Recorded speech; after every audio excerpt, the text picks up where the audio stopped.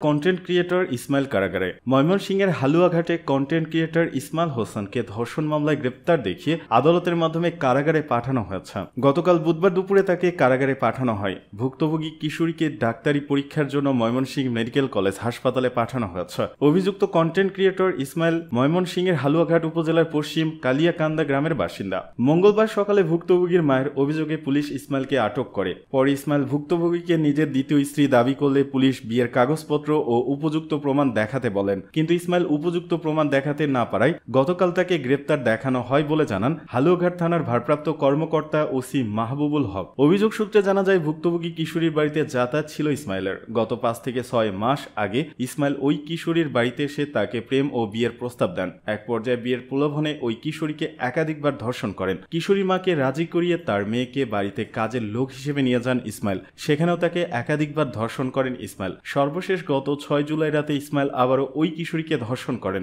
অভিযোগে আরও উল্লেখ করা হয়, ভুক্তভোগী কিশোরী ইসমাইলকে বিয়ের কথা বলেন। বিয়েতে রাজি না হয় সে তার মাকে সব খুলে বলে। বিষয়টি নিয়ে ওই কিশোরীর মা আত্মীয়দের সাথে কথা বলে এবং মীমাংসার চেষ্টা করেন, কিন্তু সেখানে ইসমাইলের পক্ষ থেকে বিয়ের কোনো আশ্বাস না পায় মঙ্গলবার সকালে হালুয়াঘাট থানায় একটি লিখিত অভিযোগ করেন। ইসমাইলের ছোট ভাই কন্টেন্ট ক্রিয়েটর এনামুল ইসলাম বলেন, ইসমাইলের সঙ্গে প্রায় 6 মাস আগে ওই নারীর বিয়ে হয়েছিল। পরে তাদের মধ্যে সাংসারিক ঝামেলার কারণে ওই নারীকে তালাক দেন ইসমাইল। তালাকের কাগজ পাওয়ার পর ওই নারী তার ভাইয়ের বিরুদ্ধে থানায় মিথ্যা ধর্ষণের অভিযোগ এনে মামলা করেছেন।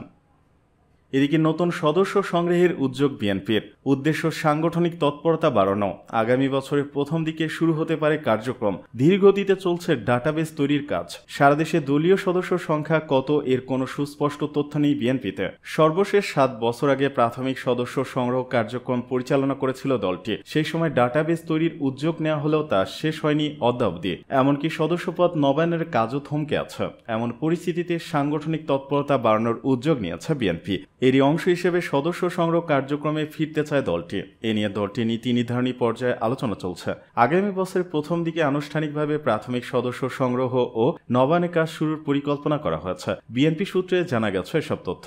বিএনপি নেতাদের দাবি, দেশের অধিকাংশ মানুষ বিএনপিকে সমর্থন করে। তাদের অনেকেই রাজনীতিতে আসার আগ্রহ আছে, বিশেষ করে তরুণ শ্রেণীর। দীর্ঘদিন সদস্য সংগ্রহের উদ্যোগ না থাকায় আগ্রহ হারাচ্ছেন তারা। আন্দোলন সংগ্রামে আসা তৃণমূল পর্যায়ে অনেকেই জানেন না তারা বিএনপির কর্মী কিনা। এজন্য নতুন করে দলের প্রাথমিক সদস্য সংগ্রহের বিষয়টিকে গুরুত্ব দেওয়া হচ্ছে। জানতে চাইলে বিএনপির স্থায়ী কমিটির সদস্য আমির খসরু মাহমুদ চৌধুরী বলেন, আবারও নতুন সদস্য নেওয়া হবে, বিষয়টি আলোচনায় আছে। দপ্তরের দায়িত্বে থাকা বিএনপির সিনিয়র যুগ্ম মহাসচিব রুহুল কবির রিজভী বলেন, 2017 সালে পরবর্তী সময় আনুষ্ঠানিকভাবে সদস্য সংগ্রহ না হলেও দপ্তর থেকে অসংখ্য মানুষ সদস্য ফর্ম সংগ্রহ করেছেন। জেলা ও মহানগরগুলোর কাছে ফর্ম আছে, অনেকেই জমা দিয়েছেন। সামরিক ও বেসামরিক অসংখ্য আমলা আছে যারা বিএনপির অফিস নয়াপল্টন থেকে সদস্য ফর্ম সংগ্রহ করেছেন। দল সেসব যাচাই বাছাই করছে। এছাড়া অনলাইনেও সদস্য ফর্ম পূরণের সুযোগ রয়েছে। দলের সিদ্ধান্ত হলে আনুষ্ঠানিকভাবে প্রাথমিক সদস্য সংগ্রহের কার্যক্রম হবে। বিএনপির সদস্য পদ নিয়ে দলের গঠনতন্ত্রের 5 ক ধারায় বলা আছে, 18 বছর বা ততোধিক বয়সের যে কোনো বাংলাদেশি নাগরিক এ দলের প্রাথমিক সদস্য হতে পারবে।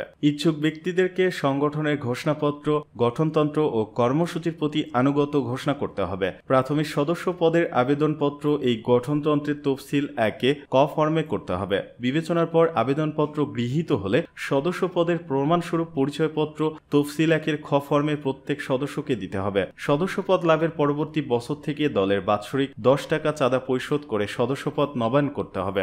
জানা যায়, 10ম জাতীয় সংসদ নির্বাচনের আগে 2013 সালে দলের সাংগঠনিক কার্যক্রম গতিশীল করার লক্ষ্যে সারা দেশে সদস্য সংগ্রহে নামে বিএনপি। তখন দলটির শীর্ষ নেতাদের টার্গেট ছিল 50 লাখ সদস্য সংগ্রহের। পরবর্তী সময়ে দলের 6ষ্ঠ জাতীয় কাউন্সিলের 1 বছর পর 2017 সালে একইভাবে প্রাথমিক সদস্য সংগ্রহের উদ্যোগ নেন দলটির চেয়ারপারসন খালেদা জিয়া। ওই বছর 1 জুলাই 10 টাকার বিনিময়ে ফর্মে স্বাক্ষর করে নিজের সদস্যপদ নবায়নের মধ্য দিয়ে এই অভিযানের আনুষ্ঠানিক উদ্বোধন করেন তিনি। এরপর স্থায়ী কমিটির সদস্যরাও তাদের সদস্যপদ নবায়ন করেন। ওই সময় 1 কোটি নতুন সদস্যের টার্গেট নিয়ে সারা দেশে এই অভিযান শুরু হয়। কেন্দ্র থেকে সদস্য সংগ্রহের ফর্ম মহানগর, জেলা, উপজেলায় পাঠানো হয়। কেন্দ্রীয় নেতারা এসব কর্মসূচির উদ্বোধন করেন। তখন নানা কারণে তা থমকে যায়। সে সময় নয়াপল্টনে বিএনপির দপ্তর শাখা থেকে জানানো হয় 3 মাসে প্রায় 70 লাখ সদস্য ফর্ম বিক্রি হয়েছিল। প্রতিটি সদস্য ফর্ম বিক্রি হচ্ছে 10 টাকা করে। সেই হিসেবে সদস্য সংগ্রহ ফর্ম বিক্রি করে বিএনপির আয়ও হয়েছে প্রায় 7 কোটি টাকা। রুহুল কবির রিজভী যুগান্তরকে বলেন, বিএনপির অসংখ্য নেতাকর্মী রয়েছে,